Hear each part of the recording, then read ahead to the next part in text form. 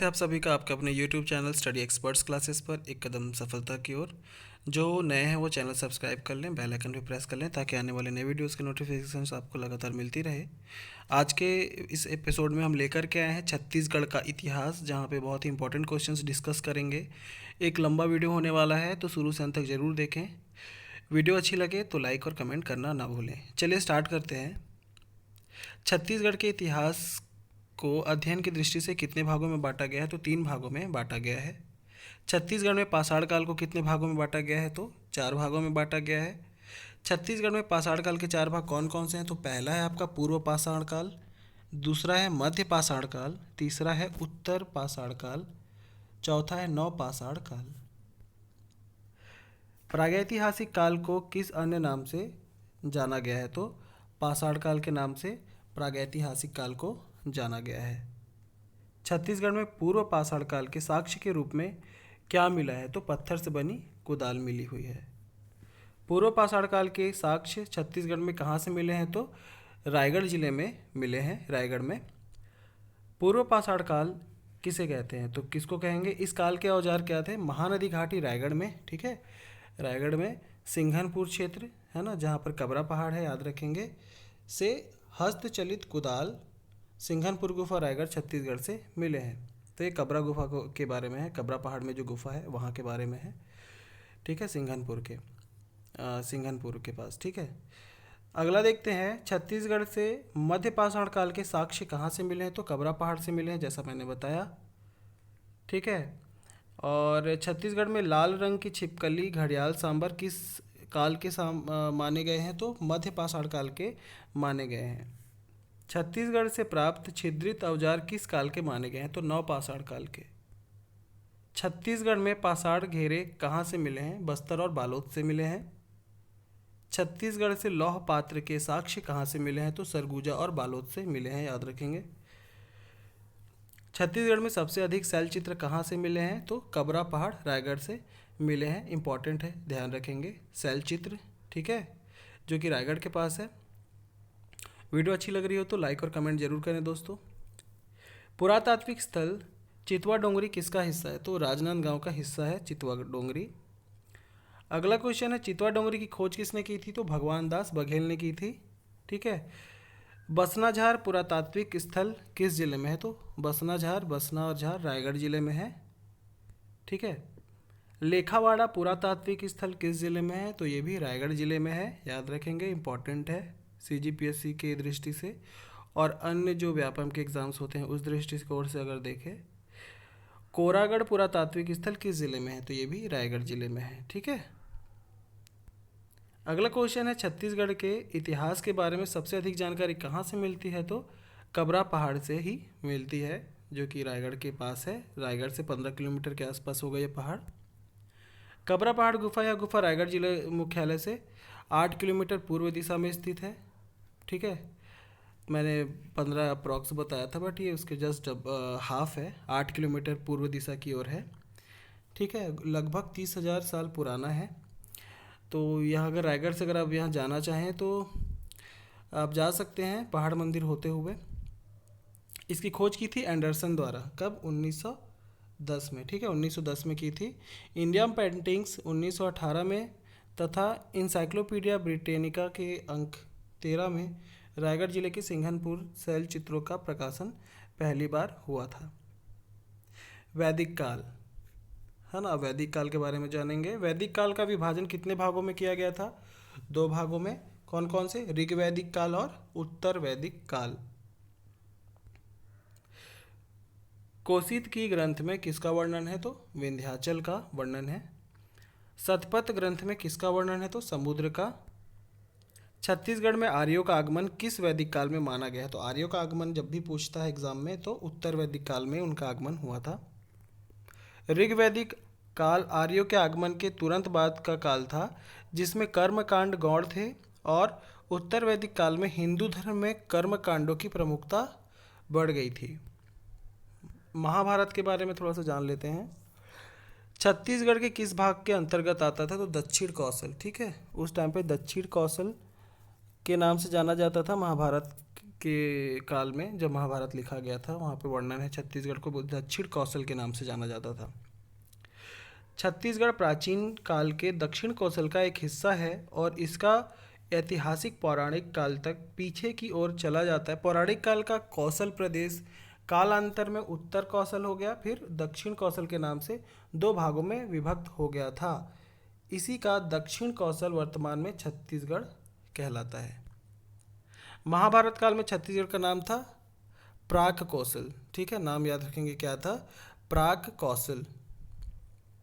महाभारत कालीन बब्रुवाहन की राजधानी क्या थी, तो चित्रांगतपुर। ठीक है, नाम याद रखें, चित्रांगतपुर। महाभारत काल में बस्तर का नाम क्या था, कतर था। ठीक है, नाम याद रखेंगे। छत्तीसगढ़ किस जनपद का हिस्सा था, तो चेदी जनपद का। चेदी यह महाजनपद यमुना नदी के किनारे स्थित था। यह आधुनिक बुंदेलखंड के पूर्वी भाग और उसके समवर्ती भूखंड में फैला हुआ था। महाभारत के अनुसार सुक्तिमती इसकी राजधानी थी, लेकिन चैती जातक के अनुसार सोस्तिवती इसकी राजधानी थी। ठीक है, याद रखेंगे, इंपॉर्टेंट है। चेदी के बारे में अगर जानना है तो ये एक बार पॉज करके अच्छे से पढ़ लें, समझ में और अच्छे से डिटेल में आ जाएगा। आगे देखते हैं, महाभारत कालीन ताम्रध्वज की राजधानी कहाँ थी, तो मणिपुर में थी। मोरध्वज की राजधानी थी मांडेर, जो कि आरंग है रायपुर के पास। और राजा ताम्रध्वज की राजधानी थी मणिपुर, रतनपुर को मणिपुर के नाम से जानते थे तब। ठीक है, मणिपुर वो आपका नॉर्थ ईस्ट वाला नहीं है, याद रखेंगे, मणिपुर रतनपुर था। ऋषभ गुंजी तीर्थ कहाँ है, तो जांजगीर चांपा में है, याद रखेंगे। ठीक है, जांजगीर चांपा में। सीयू की कहाँ का धर्म ग्रंथ है, सी यू की, तो चीन का। ठीक है, नाम से ही पता चल रहा है, चाइनीज नेम है सी यू की। अददान शतक किस धर्म का ग्रंथ है, तो बौद्ध का है। अददान शतक और सी यू की के अनुसार महात्मा बुद्ध कितने माह छत्तीसगढ़ में रुके, तो 3 माह तक छत्तीसगढ़ में महात्मा बुद्ध रुके थे। महात्मा बुद्ध छत्तीसगढ़ में कहाँ रुके थे, तो श्रावस्ती में रुके थे। मौर्य काल से संबंध जानेंगे छत्तीसगढ़ का। मौर्य काल का प्रभाव छत्तीसगढ़ पर कब पड़ा, तो 322 ईसा पूर्व पड़ा था। इससे यह प्रमाणित होता है कि दक्षिण कौशल यानी कि छत्तीसगढ़ में मौर्य वंश का शासन रहा, जिसका काल 323 ईस्वी से 184 ईस्वी पूर्व के बीच रहा है। मौर्य काल के चांदी के सिक्के छत्तीसगढ़ में कहाँ से मिले हैं, तो चांदी के सिक्के रायगढ़ से मिले हैं। मौर्य काल की संपीड़ित मुद्रा छत्तीसगढ़ में कहाँ से मिली है, तो रायपुर में मिली है, रायपुर से। सीता बेगरा की गुफा से किसके अभिलेख मिले हैं, तो अशोक के अभिलेख मिले हैं। कहाँ से, सीता बेगरा गुफा से। मौर्य काल के अभिलेख छत्तीसगढ़ में कहाँ से मिले हैं, तो सरगुजा से मिले हैं। जयदेव मिश्र का दावा है कि शिलालेख पर उत्कीर्ण अभिलेख निश्चित रूप से ब्राह्मी है।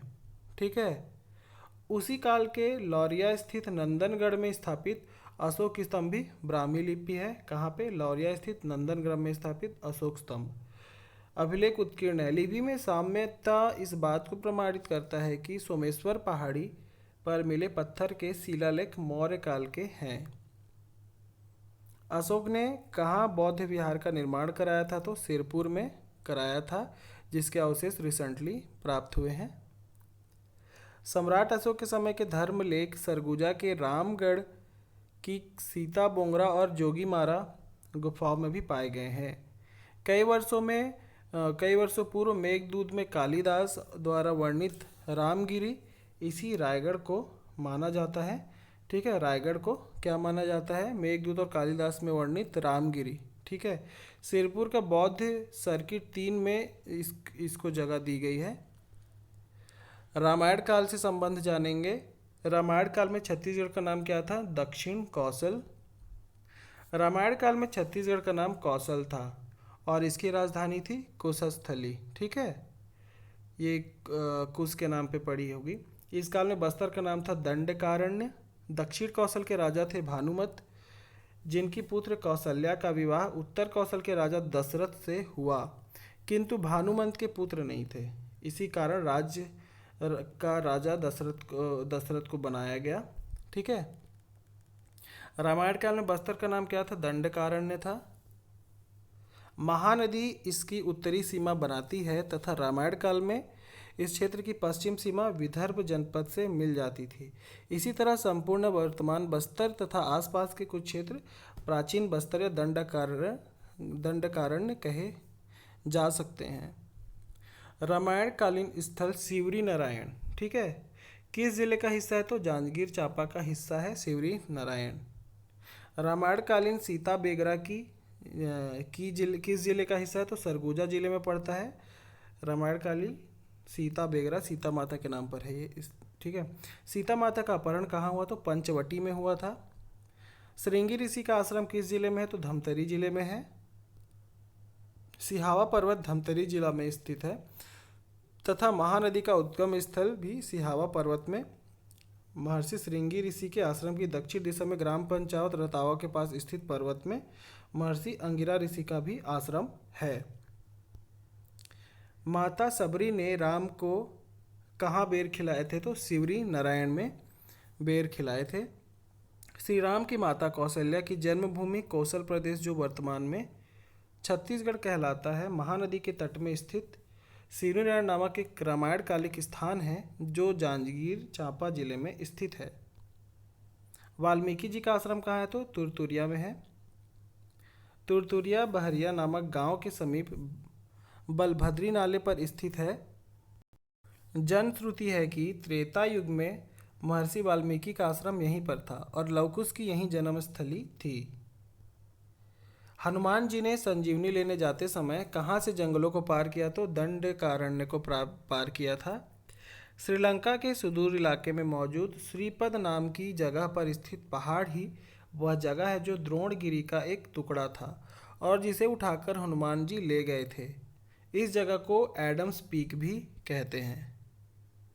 सातवाहन काल कब से कब तक माना गया है? तो 60 ईसा पूर्व। सातवाहन काल के राजा अपीलक को मुद्रा कहाँ से मिली है? तो बालपुर से मिली है।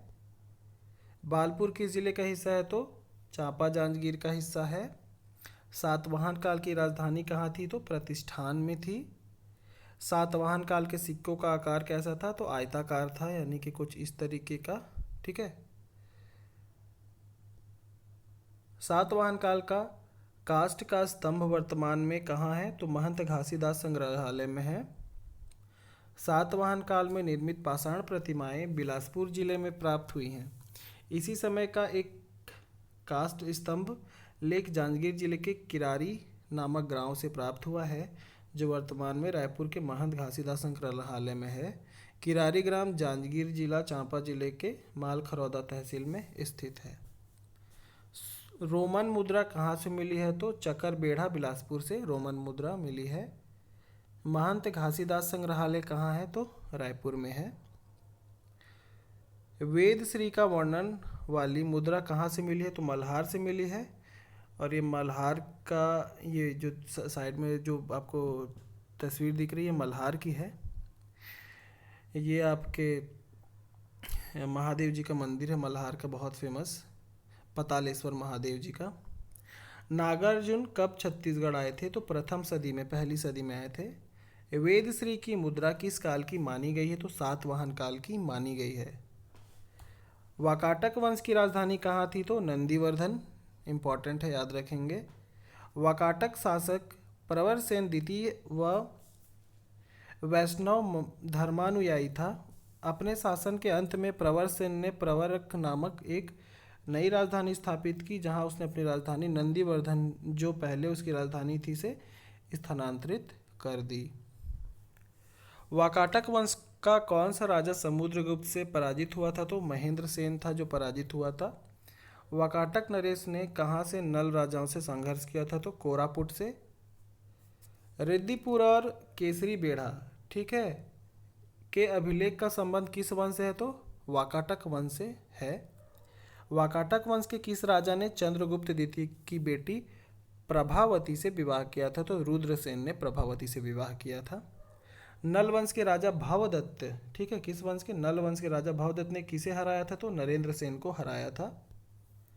नरेंद्र सेन के पुत्र थे पृथ्वी सेन द्वितीय ने भवदत्त बर्मन के पुत्र अर्थपति, यानी कि अर्थपति जब मृत्यु हो गई उसकी, तो पराजित किया उसको और फिर अपने पिता के पराजय का बदला लिया।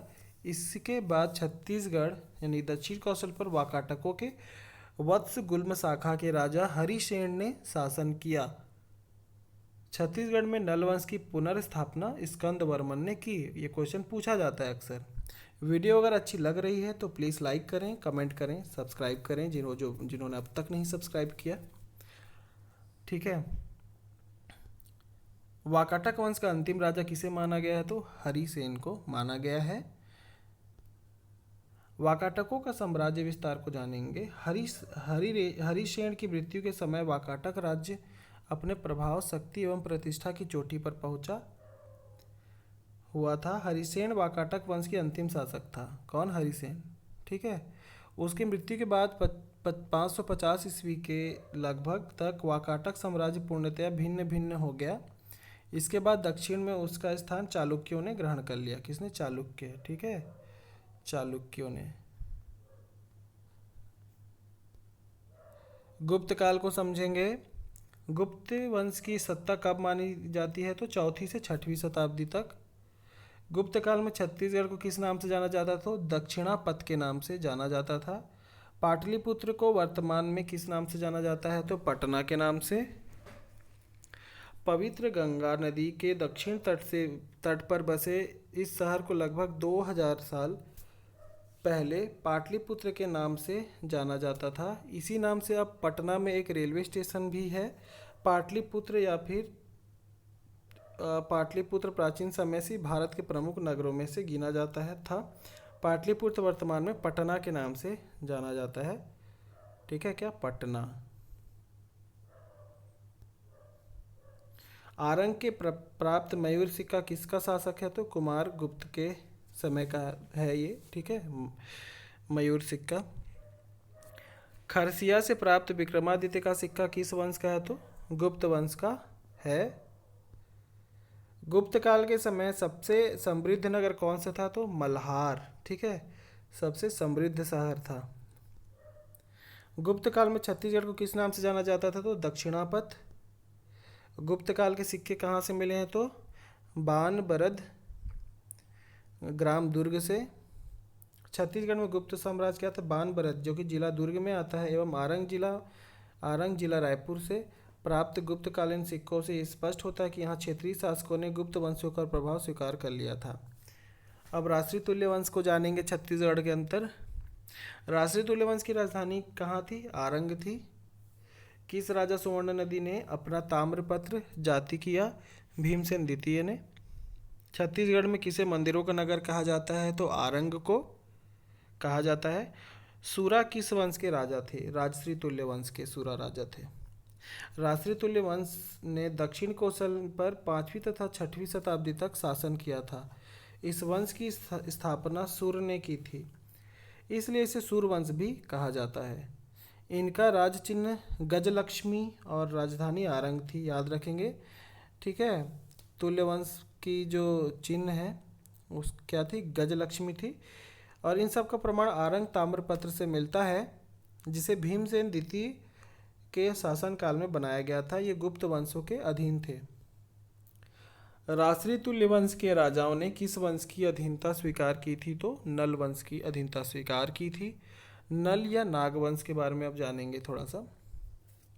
नल वंश का शासन कब रहा? 5वीं सदी में रहा। नल वंश का शासन 5वीं से 12वीं ईस्वी तक था। इस वंश के संस्थापक किसको माना थे? वराह राज को, जिनको सुसुक कहते थे, शिशुक। इनका शासन क्षेत्र बस्तर, कोरापुट वर्तमान में जो कि कांकेर था, तथा इनकी राजधानी थी पुष्करी, जो वर्तमान में भोपालपट्टनम है, जो बीजापुर जिले में आता है, ठीक है। नल वंश की राजधानी कहाँ थी? कोरापुट। इसका शासन बस्तर यानी कि कोरापुट वर्तमान में कांकेर था, तथा इनकी राजधानी पुष्करी वर्तमान में भोपालपट्टनम बीजापुर जिला थी। इस वंश के प्रतापी शासक भावदत्त बर्मन हुए। नल वंश का सबसे प्रसिद्ध राजा कौन थे? तो विलास तुंग थे, ध्यान रखेंगे।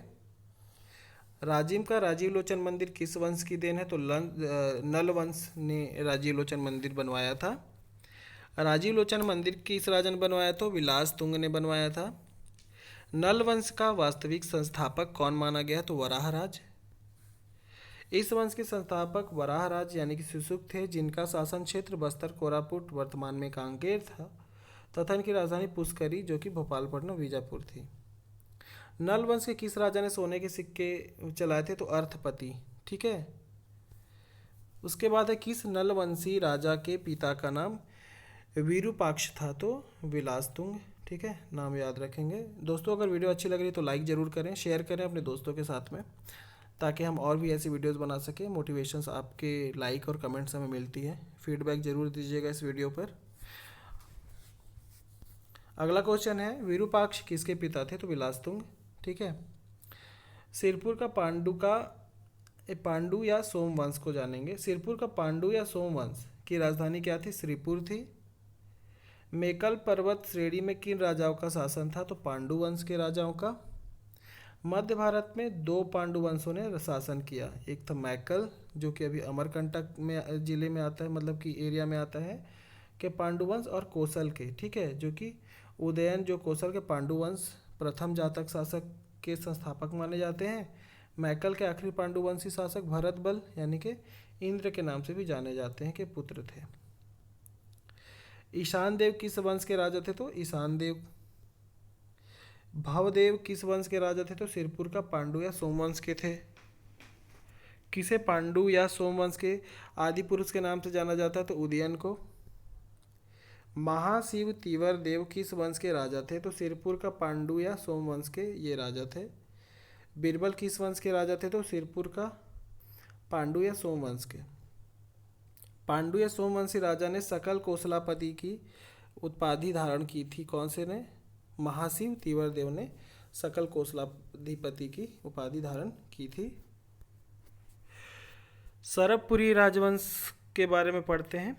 सरबपुर को वर्तमान में किस नाम से जाना जाता है? तो सारंगढ़। सरबपुरी वंश का शासनकाल 475 से 590 तक था। इस वंश की स्थापना सरब ने की थी। इनकी राजधानी थी सरबपुर एवं उपराजधानी श्रीपुर, वर्तमान में सिरपुर थी।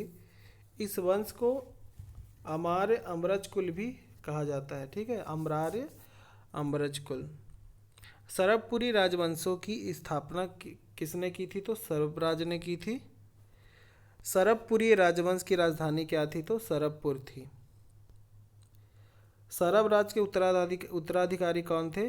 प्रसन्न मात्र थे। ये सारे क्वेश्चंस बहुत इंपॉर्टेंट है दोस्तों, CGPSC के दृष्टिकोण से, CG व्यापम के दृष्टिकोण से, और अन्य एग्ज़ाम जो छत्तीसगढ़ पे आधारित होते हैं, है ना, तो इम्पॉर्टेंट है। छत्तीसगढ़ के बारे में आप पढ़ रहे हैं तो ये सारे क्वेश्चंस बहुत इंपॉर्टेंट हैं। शुरू से अंत तक वीडियो देखें, लाइक करते रहें। अगला क्वेश्चन है सरबपुरी राजवंश का सबसे प्रतापी राजा कौन था? तो प्रसन्न मात्र था।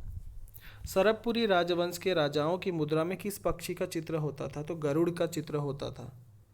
बाण वंश के बारे में जानेंगे। बाण वंश की सत्ता छत्तीसगढ़ पर कब रही? 870 ईस्वी से 895 ईस्वी तक रही। ठीक है। इतिहास को जानेंगे। मंदिर का निर्माण बाण वंश राजा विक्रमादित्य ने 870 ईस्वी से 900 ईस्वी के मध्य करवाया था। ठीक है, बाण वंश के बारे में जान रहे हैं हम। बाण वंश की राजधानी क्या थी? तो झांझनगर यानी कि पाली। बाण वंश की स्थापना किसने की थी? तो विक्रमादित्य ने की थी। पाली में शिव मंदिर का निर्माण किस राजा ने कराया था? तो विक्रमादित्य ने कराया था, राजा विक्रमादित्य ने। छत्तीसगढ़ राज्य के कोरबा जिले के कटघोरा तहसील से लगभग 30 किलोमीटर दूर है पाली, जहाँ पर है भगवान शिव का भव्य मंदिर। माना जाता है कि मंदिर का निर्माण बाण वंशी राजा विक्रमादित्य ने सन 1900 ईस्वी के आसपास करवाया था। हमें उम्मीद है वीडियो बहुत ही अच्छा है दोस्तों, और आपको इस वीडियो में कोई खामी लगी हो, किसी तरीके कुछ इम्प्रूवमेंट चाहिए तो कमेंट करके हमें ज़रूर बताएं। स्टडी एक्सपर्ट्स क्लासेस से जुड़े रहने के लिए, हमें बहुत सारा प्यार देने के लिए आप सभी का शुक्रिया। हमारे चैनल के सारे वीडियोस बहुत ही अच्छे होते हैं, तो सारे वीडियोस आप जा कर के देख सकते हैं हमारे। ठीक है। हिंदी से रिलेटेड, हिस्ट्री से रिलेटेड, साइंस से रिलेटेड, मैथ से रिलेटेड सारे वीडियोस हम अपने कंटेंट देते हैं आपको। तो हमारे चैनल से जुड़े रहें ताकि आपको और भी अपडेट्स मिलती रहें। दोस्तों के साथ अपना ये चैनल को शेयर करना ना भूलें। स्टडी एक्सपर्ट्स क्लासेस आपके साथ हमेशा है। थैंक्स फॉर वॉचिंग दोस्तों, आपका दिन शुभ हो।